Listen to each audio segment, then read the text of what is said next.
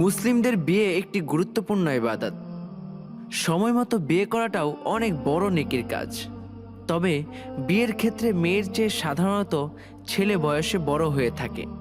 কিন্তু ছেলের চেয়ে যদি মেয়ে বয়সে বড় হয়, তাহলে সেই মেয়েকে কি বিয়ে করা বৈধ? এই ব্যাপারে ইসলাম কি বলে, সেই বিষয়ে আজকের ভিডিও। তাই স্ক্রিপ্ট না করে ভিডিও আপাদমস্তক দেখার অনুরোধ রইল। ইসলামে বিয়ের বয়স নিয়ে এমন কোনো বাধা ধরা কোনো আদেশ নির্দেশ দেওয়া হয় নাই যে অমুক বয়সে বিয়ে হতেই হবে, নয়তো বিয়ে করা যাবে না। ছেলেদের চেয়ে মেয়েদের বয়স কম হলে কোনো অসুবিধা নেই, কিন্তু ছেলেদের তুলনায় মেয়েদের বয়স কম হতেই হবে, না হলে বিয়েই হবে না, এমনটা ভাবা নিতান্তই অজ্ঞতা। কেননা ইসলামে এমনটা নেই। বিয়ের ক্ষেত্রে পাত্র পাত্রী একে অন্যকে পছন্দ করাটাই মুখ্য বিষয়, বয়সটা নয়। যারা এটা নিয়ে বেশি বাড়াবাড়ি করে তাদের উচিত ইসলামের বিষয়গুলো নিয়ে আরও পড়াশোনা করা। পড়লে হয়তো তাদের এই অজ্ঞতা দূর হয়ে যাবে। বয়সে বড় মেয়েদের বিয়ে করা কি ইসলামে নিষিদ্ধ? উত্তর হলো না। মহানবী হযরত মুহাম্মদ সাল্লাল্লাহু আলাইহি সাল্লাম যখন প্রথম বিবাহ করেন তখন তার বয়স ছিল 25, আর তার স্ত্রী আমাদের আম্মাজান খাদিজা রাদিয়াল্লাহু আনহা এর বয়স ছিল 40, অর্থাৎ স্বামীর থেকে স্ত্রী 15 বছরের বড়। শুধু তাই নয়, নবীজিকে বিয়ের পূর্বে বিবি খাদিজা রাদিয়াল্লাহু আনহা এর 2 বার বিয়ে হয়েছিল এবং 2 বারই তিনি বিধবা হয়েছিলেন। শুধু তাই নয়, তার পূর্বেকার ঘরে 2 জন সন্তানও ছিল। আমাদের দেশে কোনো মেয়ে যদি 2 বার বিধবা হয় তাহলে তো তার খবরই আছে। বিশেষ করে মহিলারাই বলে বেড়াবে মেয়েটা সুবিধার না, অপয়া, তার কোনো স্বামীই টিকে না। নবীজিকে বিয়ে করার ইচ্ছে পোষণ করে যখন বিবি খাদিজা রাদিয়াল্লাহু আনহা প্রস্তাব পাঠালেন, তখন কিন্তু নবীজির পরিবার এই ধরনের কোনো খারাপ মন্তব্য করেন নাই। বিবি খাদিজা রাদিয়াল্লাহু আনহাকে অপয়া বলে তার চরিত্রে কলঙ্ক লেপন করেন নাই, বরং সেই সমাজে বিবি খাদিজা রাদিয়াল্লাহু আনহা সুনাম ছিল। তাকে তাহিরা, পবিত্রা বলা হতো। এই উদাহরণ দিলে অনেকেই বলতে পারে, আরে নবীজি সাল্লাল্লাহু আলাইহি ওয়াসাল্লামের ব্যাপার, তিনি তো নবী, তার সাথে কি আমাদের সাধারণ মুসলমানের তুলনা হয়? এই সকল বিয়ে করার নিশ্চয়ই কোনো কারণ ছিল। তিনি তো 11-12টা বিয়ে করেছেন, তাই বলে কি আমাদের জন্য এতগুলো বিয়ে করা জায়েজ? খুবই ভালো যুক্তি, মেনে নিলাম। কিন্তু যদি আমি সাহাবীদের থেকে একই উদাহরণ দেই, তাহলে হযরত মুহাম্মদ সাল্লাল্লাহু আলাইহি সাল্লামের পিতা আব্দুল্লাহ যখন নবীজির মাতা আমিনাকে বিয়ে করেন, তখন পিতা আব্দুল্লাহ মাতা আমিনাকে তার খেদমতের জন্য মক্কার বাজার থেকে একজন হাবশী কৃতদাসী কিনে হাদিয়া স্বরূপ প্রদান করেছিলেন। তখনকার দিনে এমন প্রচলন ছিল। সেই দাসীর নাম ছিল বারাকাহ বিনতে সালাবা রাদিয়াল্লাহু আনহা। তখন বারাকাহ ছিলেন কিশোরী বালিকা।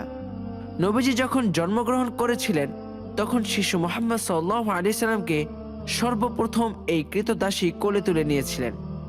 নবীজির যখন বয়স 6 বছর, তখন তার মাতা তার পিতার কবর জিয়ারতের উদ্দেশ্যে মদিনায় যাত্রা করেন।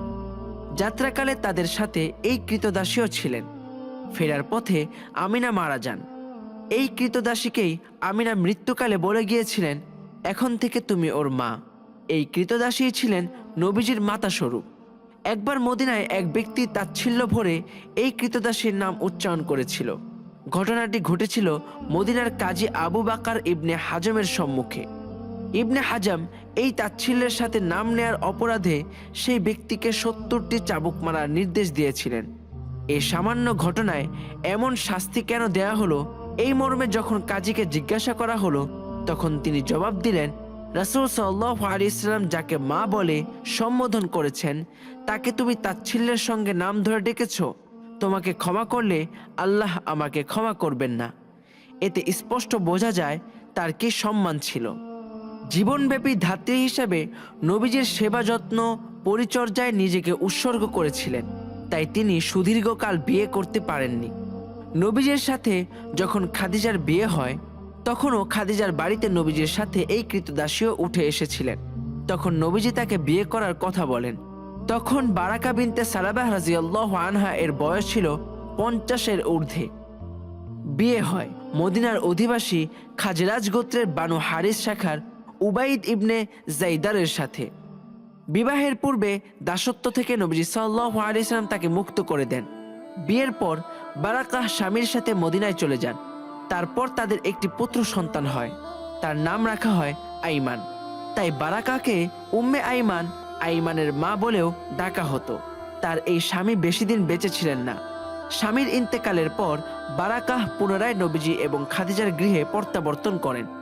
মদিনায় হিজরতের পূর্বে বারাকাহ রাদিয়াল্লাহু আনহা আবিসিনিয়ায় হিজরত করেছিলেন।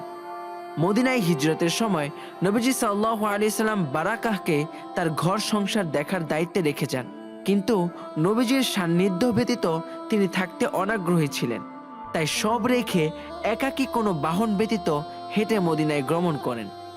বারাকাহ ছিলেন ক্ষীণ স্বাস্থ্যবর্তী, কৃষ্ণকায় এবং মোটেও সুদর্শনা ছিলেন না। হিজরতের পর কোনো একদিন নবীজি সাল্লাল্লাহু আলাইহি ওয়াসাল্লাম সাহাবীদেরকে বললেন, যদি কেউ একজন জান্নাতি নারী বিয়ে করতে চায়, সে উম্মে আইমানকে বিয়ে করতে পারে। এতে বোঝা যায় জীবিত অবস্থাতেই বারাকাহ রাদিয়াল্লাহু আনহা জান্নাতের সুসংবাদ পেয়েছিলেন। এই ঘোষণা দেবার পর যায়েদ ইবনে হারিসা রাদিয়াল্লাহু আনহু এগিয়ে এসে বললেন, হে আল্লাহর রাসূল সাল্লাল্লাহু আলাইহি ওয়াসাল্লাম, আমি উম্মে আইমানকে বিয়ে করতে চাই। সে সৌন্দর্য ও সুষমা মণ্ডিত নারী থেকে উত্তম। রাসূলের তত্ত্বাবধানে তাদের বিয়ে হয়। বারাকাহ ছিলেন যায়েদ ইবনে হারিসার পঞ্চম স্ত্রী।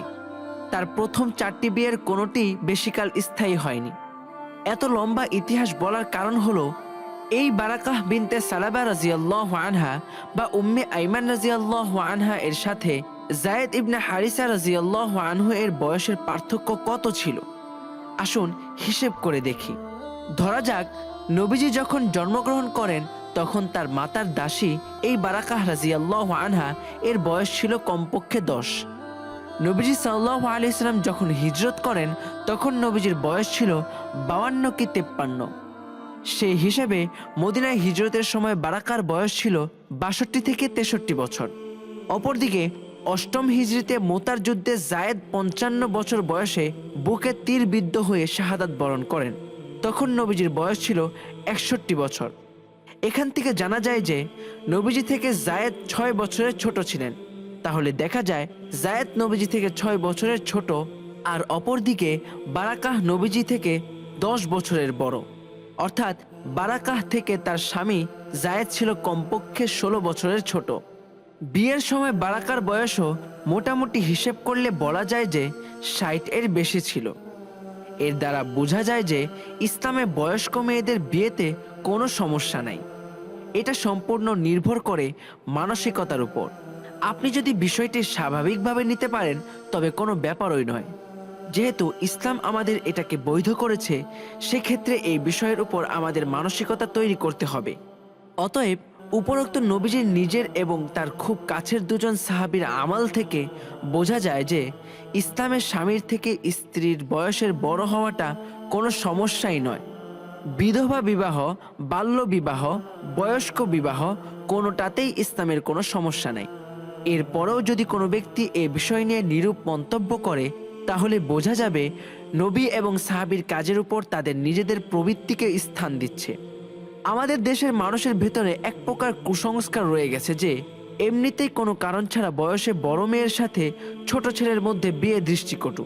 তাছাড়া আমাদের দেশে দেখা যায় বংশমর্যাদা রক্ষা করার জন্য কিংবা ছোট ছোট সন্তানের মাতৃত্ব বা লালন পালনের দিকে তাকিয়ে বড় ছেলে মারা গেলে ছোট ছেলেকে দিয়ে বড় ছেলের বউকে বিয়ে করিয়ে রাখা হয়। এক্ষেত্রেও ইসলামের দৃষ্টিতে কোনো সমস্যা নেই। নবীজি এবং সাহাবীগণ যা আমল করে গেছেন এবং অন্যদের জন্য নিষিদ্ধ করেন নাই, অথচ সেই আমলে এই ঘটনার চল ছিল, তাহলে সেই ঘটনার দৃষ্টিকটু, মাকরু অথবা নিষিদ্ধ, হারাম বলার অধিকার কারো আছে? আল্লাহ সুবহানাহু ওয়া তাআলা আমাদের সবাইকে বুঝ দান করুক। আমিন সুম্মা আমিন। ভিডিওটি যদি আপনার ভালো লেগে থাকে তাহলে কমেন্ট বক্সে আলহামদুলিল্লাহ লিখুন। সবার সুস্থতা কামনা করে আজকের ভিডিও এ পর্যন্তই। আল্লাহ হাফিজ।